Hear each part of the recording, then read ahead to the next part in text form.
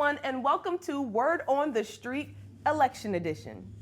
Well, as you all probably know, Word on the Street, the traditional edition, is normally where we focus on people and culture matters that are happening in the workplace, with the workforce, and I give you my perspective on what's going on today, tomorrow, yesterday, in the workplace. Well, for Election Edition, I bring in current elected officials and elected official hopefuls to hear about their vision for the future of their office, what they're planning to accomplish, what their hopes and dreams are, how they're going to transform the world. And we talk about it here on Word on the Street Election Edition.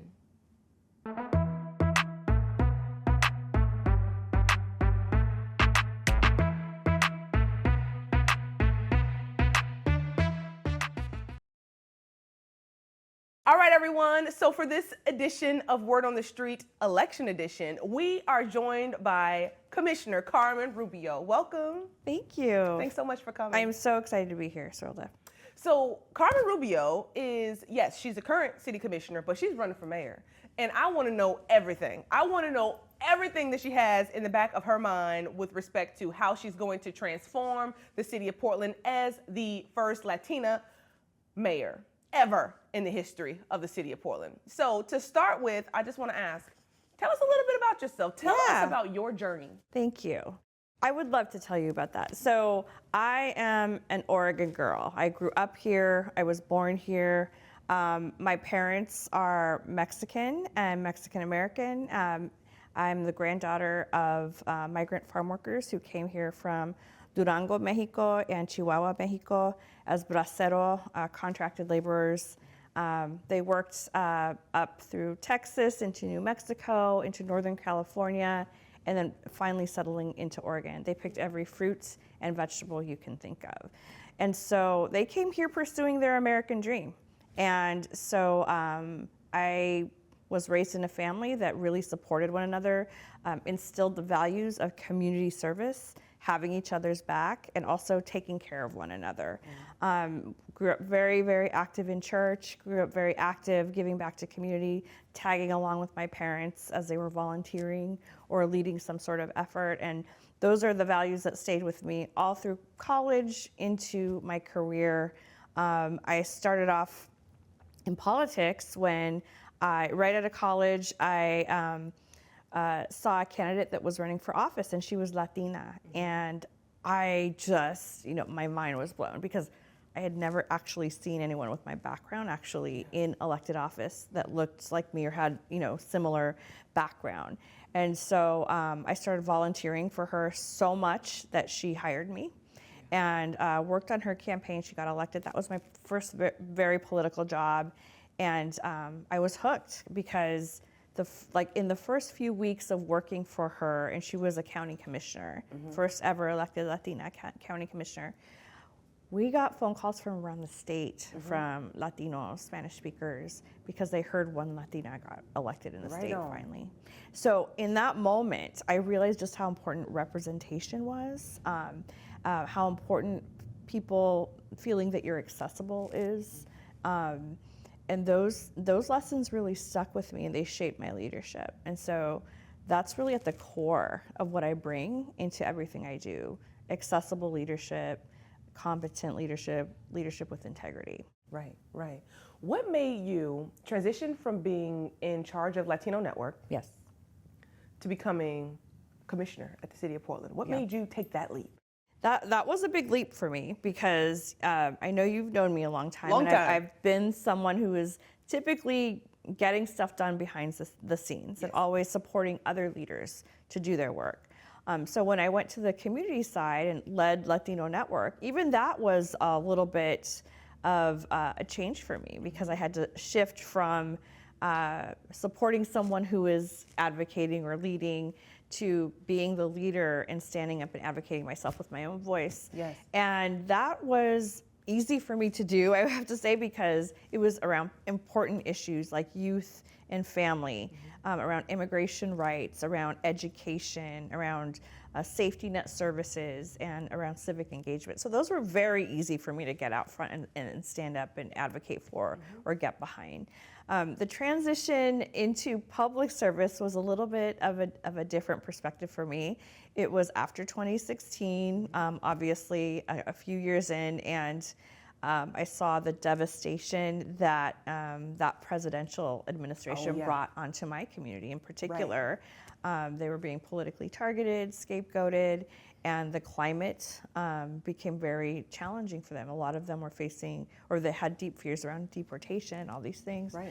And so I saw and witnessed and experienced the very real family separations that were happening. We had to deal with that aftermath, and that fear. And I also saw how just in one fell swoop, any kind of leadership can have a ripple effect in ways that can erase decades of trust building with local government around civic engagement. So that was heartbreaking for me. That made me angry and frustrated, and I felt like I needed to do more, but I was limited in the ways that the options that I had, meaning that we were doing everything. We did things from protecting families to developing funds to support workers during COVID that were not eligible for state benefits. So we were doing all the things, using all the levers we could, but it wasn't until my former employer, Commissioner Nick Fish, reached out to me, and he said, we have some really big challenges. Nationally, we need more leaders like you in elected office, and I want you to consider, running for city council. Commissioner Fish. Commissioner Fish asked me to. Rest in peace, yes. Commissioner Fish. Yeah. And my immediate, reaction, no, that's, I can't do that. That's not for me. I don't think, And he was like, well, you need to just think about it, because there's going to come a time where there's an opportunity, and you either take that opportunity on behalf of the community or you don't, and you just need to think about it in that way, what you could bring. And I said, okay, moved on. So then a few months later, he called me and he said, okay, that time is here, and one of our commissioners is going to announce, that they're not running again today. You took Saltzman's seat, right? No, Fritz. Oh, Amanda Fritz. Yes, Commissioner Fritz. Okay. Yeah. Mm-hmm. And he said, so, Carmen, now's the time. You need to do this. And I thought about it, and he counseled me on it, and I decided, okay. And truly at the time, I thought, I will do this because I will get to work with you. Yeah. And he said we could do good things together, and I'll be here for you. I'll give you advice. So I jumped in, and of course we all know that Commissioner Fish passed tragically, and I was very, very devastated by that, because I know, and I often think about what would our council work look like had Commissioner still been here. I think about that all the time. It also helps me think about being measured in my responses as well, and in my engagement with community, and thoughtful about how I look at issues. Right on. And again, rest in peace, Commissioner Nick Fish. Yeah. So you've worked in the political scene quite a bit. You worked with Mayor Tom Potter. Yes. For 3 years in his office. Yes. So you've worked in the mayor's office before. Yes. What made you, with all of this kind of wealth of knowledge and experience and understanding from community to being an elected official to working in elected officials' offices, what made you want to, or inspired you to run for mayor for the city of Portland? Yeah, a lot of people ask me that, and they're like, why on the earth would you want to run for this office? It's hard. It's hard. People don't like you. People are critical. And it's true. It is all those things. So clearly, to me, it is not about the positional authority. It is not about being the mayor. I mean, that is, exciting to think about, but really for me, it's because I feel like I have something really important to contribute to the city, and we're in a really pivotal time in our city, and we have so many challenges, but here's the deal. I feel like we do not have to forget who we are as a city in order for us to change things. And I believe that when Portlanders come together, when we are aligned around a goal, even if we're from different sectors, if we have different ideas, if we can align around a common goal and mission, we get amazing things done. We've done it before. That's how we've always gotten things done in Portland. So I believe that our best days are still ahead of us, and I see that opportunity for us to align and to make Portland better than its best. Okay. I'm going to go into some some technical questions. Yeah. All right. So you've been very vocal that you don't believe in tent bans. You see them as being inhumane. You want a more effective approach, a more long-term approach to solving homelessness, the homelessness crisis in the Portland area. The question that I have for you is, long-term solutions are ideal, of course, but also I think we probably need, and most people probably feel that we need, some short-term solutions as well. So what's your idea for how to thread the needle of responding to the homelessness crisis that we have on our streets today, thinking long-term, but also coming up with a short-term strategy? Yes. Tell me your vision for that. Yeah, absolutely. And one, I will say, tent bans in isolation do not end homelessness. So if you're just wanting to do performative things like that, that's not going to change the fundamental root problems. So that's what I mean when I say those things. And also, in this time, of climate change, when we have extreme cold, extreme heat, I worry about the humane side of that. So it's more like, what is the plan? We need to think about whether it's indexing it to, like, as shelters open up more, then maybe you do distribute less tents. But my point here is that we need, for sure, short-term fixes and a long-term vision. And short-term fixes, I believe that if we, if you do anything like tent bans, you're just pushing people into other, business doorways.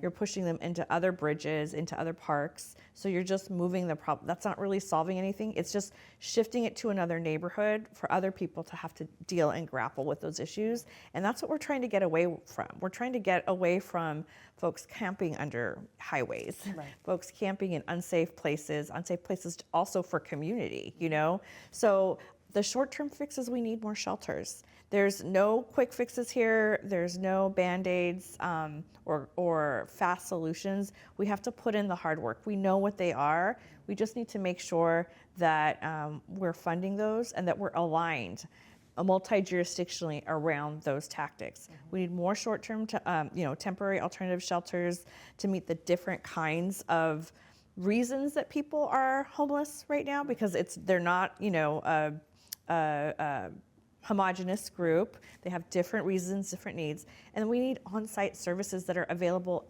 immediately. No waiting, no line. We need our, we need mental health treatment. We also need addictions treatment to be available, because when those pivotal moments of change come for folks that are in the queue or right there, we need to be able to provide services and provide those options immediately.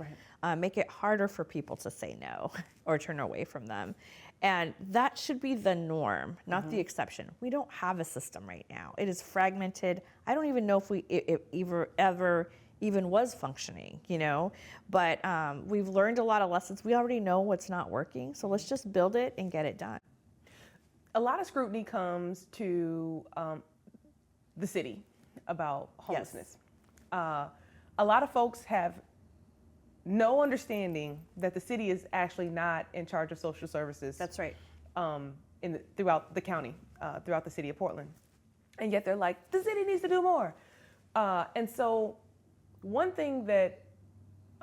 question that I have for you is, how do you plan to partner with the county in order to solve for this? Because many of the solutions you just identified are completely out of your authority. That's right. You have zero control over providing supports when a person is brought, number one, identifying shelters and providing shelters.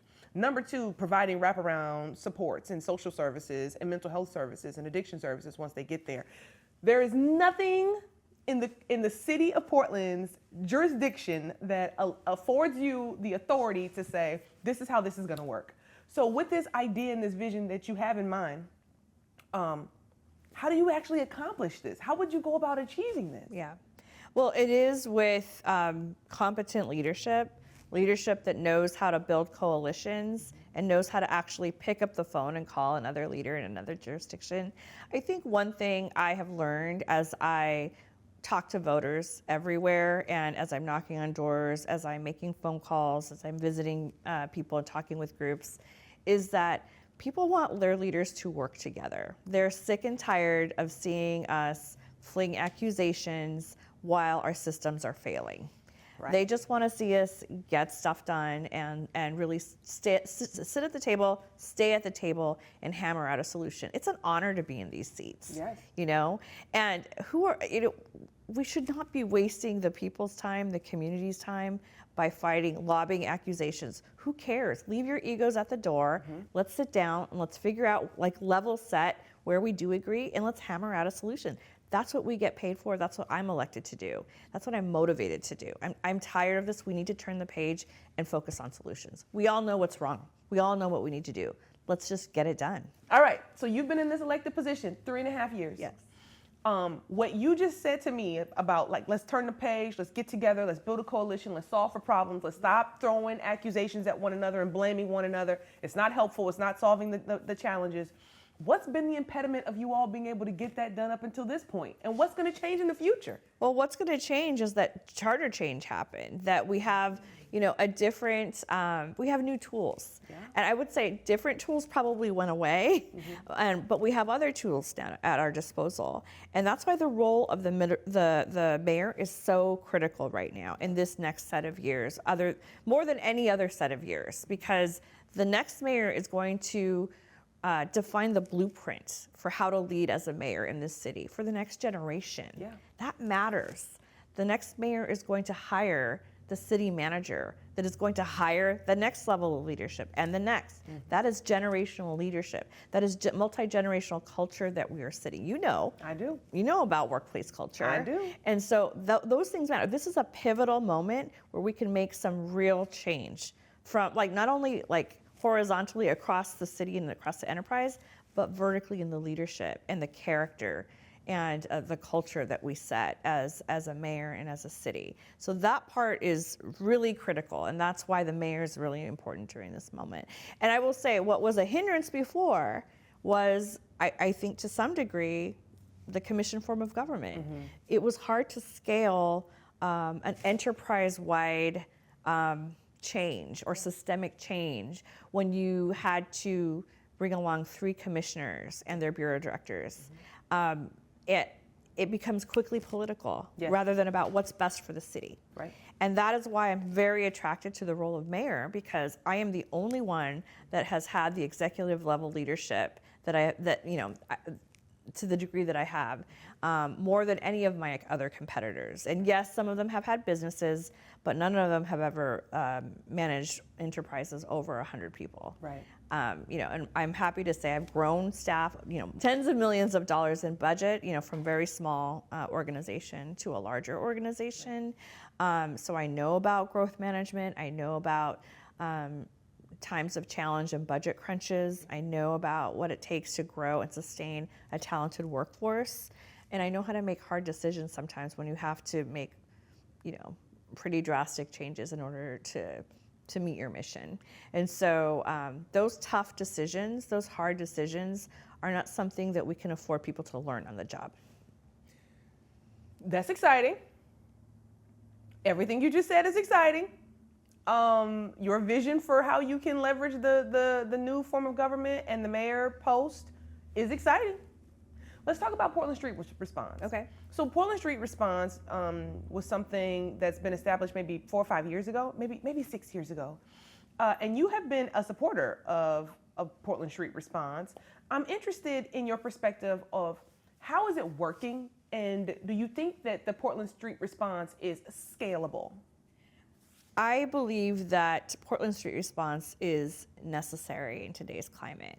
I think that their mission and their focus is spot on for what we need in the continuum of services. It's not replacing anything. It's just adding to and expanding our ability to use different tools that we need right now for the thousands of people that are living on the street, right? And that we want to ideally transition into shelter and then eventually housing. Portland Street Response has not to date been able to realize the full capacity of what their model has been. Okay. I also do think that Portland Street Response is a startup, right? And so just like any other organization that's starting up a program, we need to make sure it has the infrastructure it needs, that it has the leadership that it needs, that it has the policies and procedures, that we're looking at how it is interacting across the whole enterprise, how it acts with lateral partners as well. And so I believe it needs that attention. It needs leadership. It needs leadership support. And I think for the past couple years, it's been more focused on, are we going to stay alive or not? Right. Rather than how do we continue to refine our practice. Right. And we need to stabilize the practice so that we can build on its ability to be effective or even more effective. And yes, we need to scale. And yes, we need to look at, like, what are some of the tools that they can't do now that they should be able to do so that they can become even more effective. For example, I've been on a couple ride-alongs, and they need the ability to transport. When they go to a response, they can't immediately, and somebody's ready to go to shelter right now, you know what they have to do? What? They have to call Uber or Lyft. What? And sometimes they're waiting there. And sometimes they show up and sometimes they don't. Yes. So they don't have the ability to transport, and they have vehicles that they can, safely transport someone who's safe and willing to go. Right.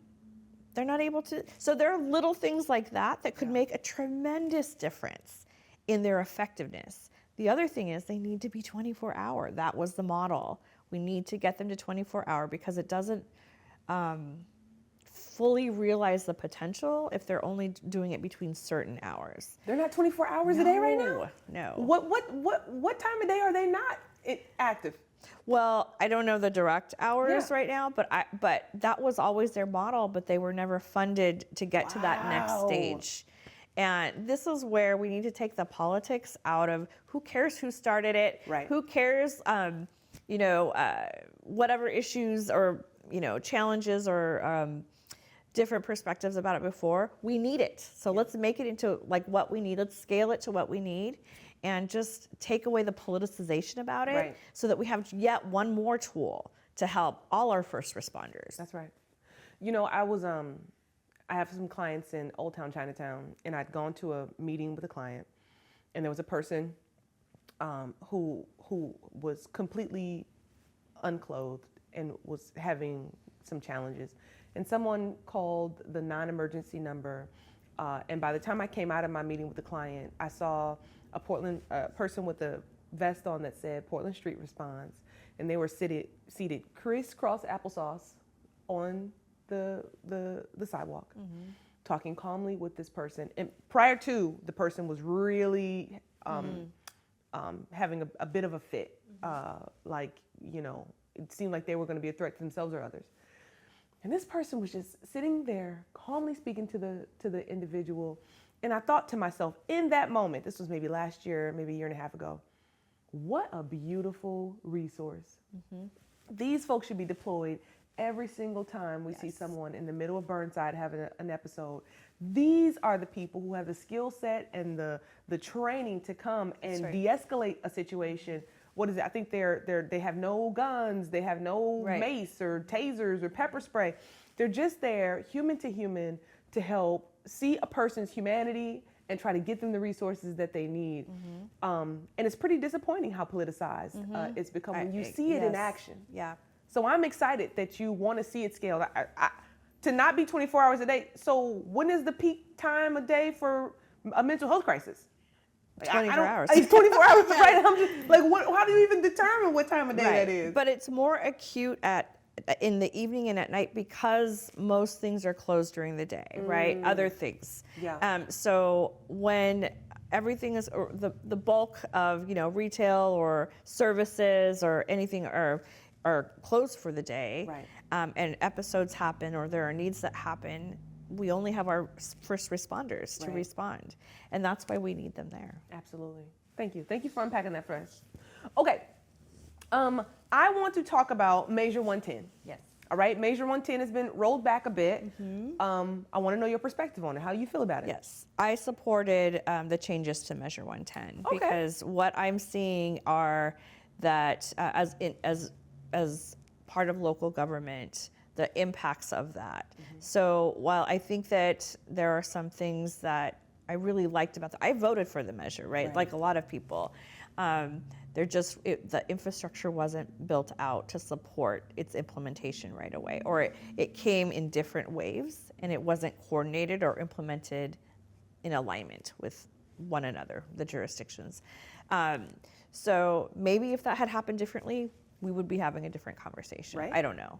But for the most part, I think they struck the right balance. I'm glad that there's an opportunity for deflection, but now it's about implementation. And you know as well as I do, it's really the implementation. It's where the rubber hits the road. We can have the best ideals in the world, but how does it show up on the ground? Yeah. So I'm waiting to see that happen. It needs to work. It does need to work. It does need to work. Climate change. Climate change, there's a lot of information on your website about your commitment to climate change. What do you plan to pursue as mayor in an effort to combat climate change in the Pacific Northwest and Portland in particular? Well, there's definitely so much work to do. It's a reality now. We can see every day with the fluctuations in our weather, extreme weather, cold, hot. It's here to stay now. And so there's never been a more prescient time for us to really lean into this work. We are very fortunate that we have the Portland Clean Energy Fund here. There's been so much noise about it, but on balance, this is a tremendous opportunity to make significant investments to reduce our carbon. Since I've been on City Council, I've worked to make major reforms to the Portland Clean Energy Fund to make sure that it has the infrastructure and the guardrails to be able to maximize those investments, that they're in alignment not only with the 5-year climate investment plan, which outlines our major goals for the fund, but also we have something called the Climate Emergency Work Plan. And that is the work plan for the city of Portland, what we need to do as a city, what things that we can do tomorrow if we needed to. But this plan, if we were to do everything in this plan, is billions of dollars. So we have to scale or we have to prioritize as we have funds to do so. So one of the biggest things that I'm really excited about, along with all the opportunities that PSEF brings, is also that under my leadership, I created the first ever Climate and Sustainability Commission. So we will be appointing our first commissioners to this table, hopefully before the end of the year. And hopefully in January, what you will see is a new commission that is, my vision to be more like on par with the Planning Commission, something that formally grapples with, vets, and develops really good, key, meaningful recommendations on climate and sustainability to the City Council for adoption. And that will help shape and drive our investments and help us move further towards our goal of becoming a carbon neutral city. And will this new committee be housed under the Bureau of Planning and Sustainability? I'm not quite sure. I'm not quite sure where in the structure it will be located, but I know it will be elevated. And because the structure is always changing, the Climate Commission might actually report directly to the chief climate officer, Climate and Sustainability Officer, which we have elevated to be reporting. We have a Chief Climate and Sustainability Officer? Oh, we do now, yeah. Well, we've always had one that was sort of in the bureau. And that it was not filled for several years. And when I came in, I was like, why hasn't it been filled? Let's fill it. Wow, I didn't even know it existed. That is Vivian Satterfield, who is an amazing leader in the community and climate. And we are very lucky that she came over to the city side to lead that climate work. But we have then advocated for the elevation of that position outside of the bureau, but to be up and report to the city manager. Yeah. So we're doing everything we can structurally, because as you know, the structural part is exceedingly important. It is. We can't bury issues too far down into the bureaucracy so that it never makes it out into the policy side. So my goal was to elevate it as much as possible. We also have never really had a public table on climate to the degree that we are planning now. We've always had a sustainability committee, and it was part of the planning commission for a little while, but it was just not, there was no capacity to take up real work on climate. So this is what we're doing to say, we're serious about this, we're gonna move on big moves, and that starts now. I love it. I love it. Okay, all right, we're gonna pivot just a bit. Starting in January, Portland will transition to a new governance model, dividing the city into 4 districts with 3 elected officials, 3 commissioners for each of the 4 districts. In the new structure, the role of the role of the mayor has evolved, okay? Could you describe how you envision the mayor's responsibilities within this framework shifting from current state to this new future state? And more specifically, how you will effectively be able to move the city forward within this new structure? So yes, so we had talked a little bit about earlier about how some things are very different in this new form of government. On balance, we have some new tools, and then some we don't have anymore. For example, the mayor will not vote on city council.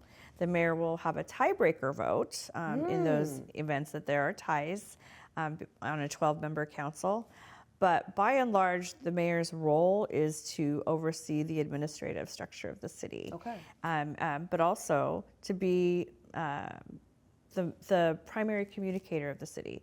So I see the role of the mayor to be champion, to be lead communicator, to verbalize our image of one city. We are one city now. Yeah. We are not a collection of bureaus that make up the city of Portland with their own brands and their own leaderships and their own budgets.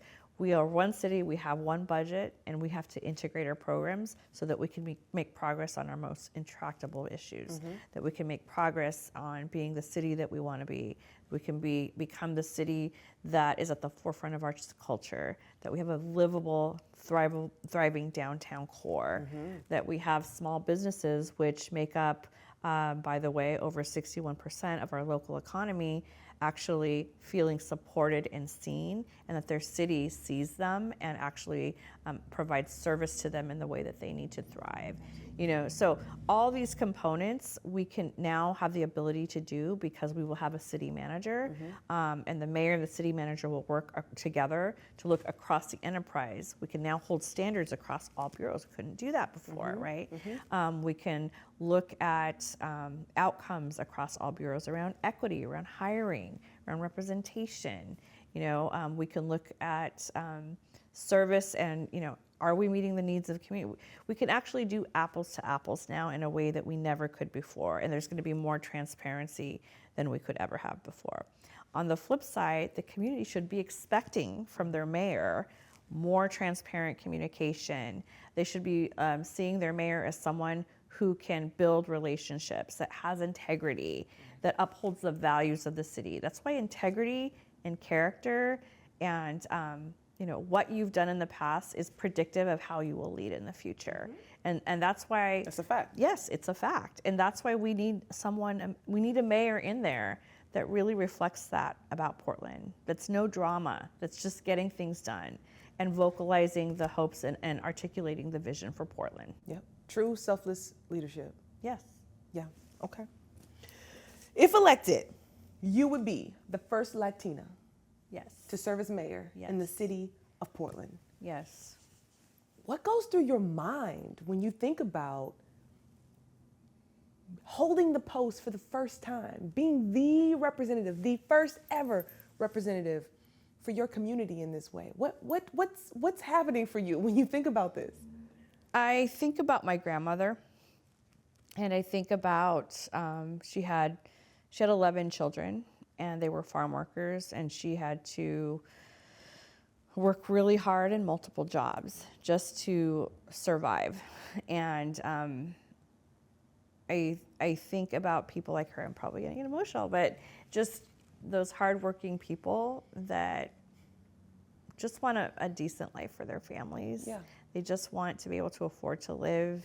They want to be safe. They want to know that their kids are getting a good education, and that there will be food on the table, and that their city cares about them in their worst times, or even in their best times, that their city sees them.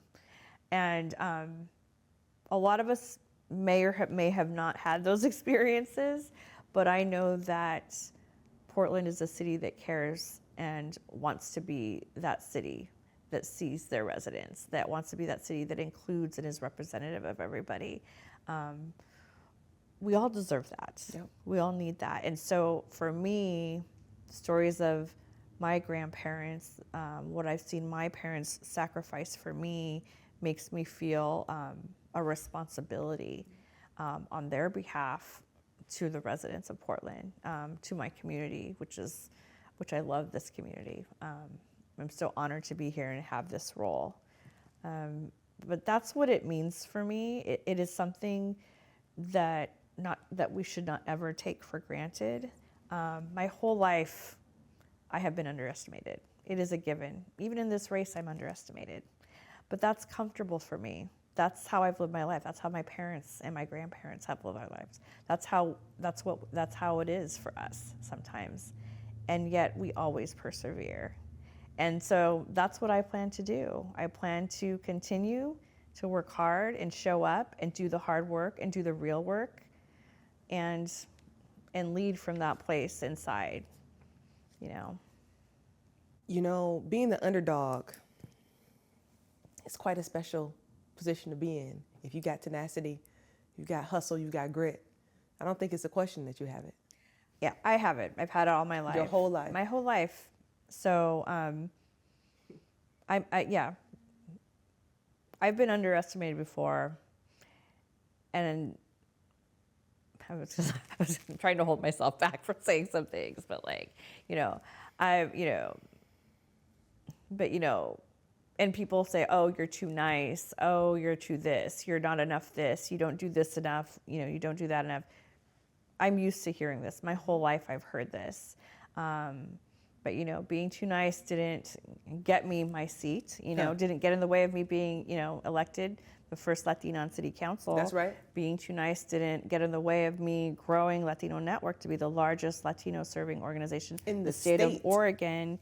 Being too nice did not get in the way of me breaking through the impasse between, the police union and city government on body-worn cameras. Being too nice didn't get in the way of me starting an office of small business. So and being too nice did not get in the way of me reforming, permitting our functions at the city of Portland into one authority, something that for decades no other elected commissioner could do that. Yeah. That's right. So I don't see a problem with being too nice. I don't see a problem with being a hard worker or coming from humble beginnings.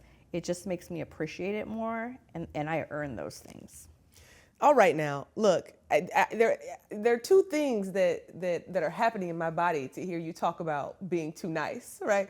I want to say hallelujah because I grew up Baptist, but then I also want to give you some Beyonce songs, right? At the same time, it's happening in my body. It's coursing through my body. I love it. I love it. There's no such thing as being too nice if you're getting the work done. That's right. Are you getting the work done? Hell yeah. There it is. Okay, now, I'm sorry. I got one last question. I've got one last question for you. Commissioner Rubio. Yes. Why you? This moment that we're in this trajectory that we're on for the city, this new form of government that's going to happen to us, whether folks were for it or against it, it is happening. In this time where the city is trying to rebuild and trying to renew itself and get its mojo back, why should people select you in this moment to be the mayor of the city of Portland? It is a pivotal time of change for the city. Everything's changing. People just voted to change our form of government in dramatic ways. And right now, we need leaders that we can count on. Yeah. We need leaders who lead, who have shown us they lead, that show us they have the capacity for compassion, but also accountability, that also that show us that they know this change is coming and they're leaning into the change.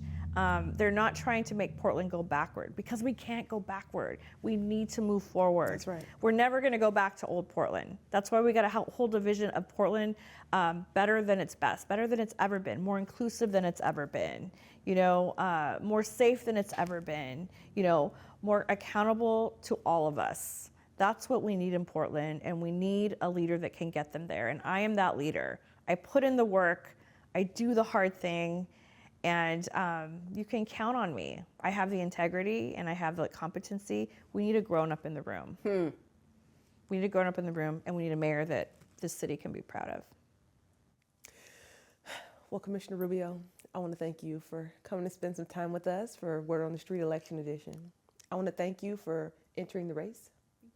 I want to thank you for leading in a bold way and unapologetically yourself. Not becoming someone different in order to stand out, but the difference is who you are. The essence of your spirit is what makes you unique and what makes you special. And thank you for just kind of double clicking on that specialness. Thank you. Thanks for coming. And y'all, thanks for listening to Word on the Street, the election edition. Until next time.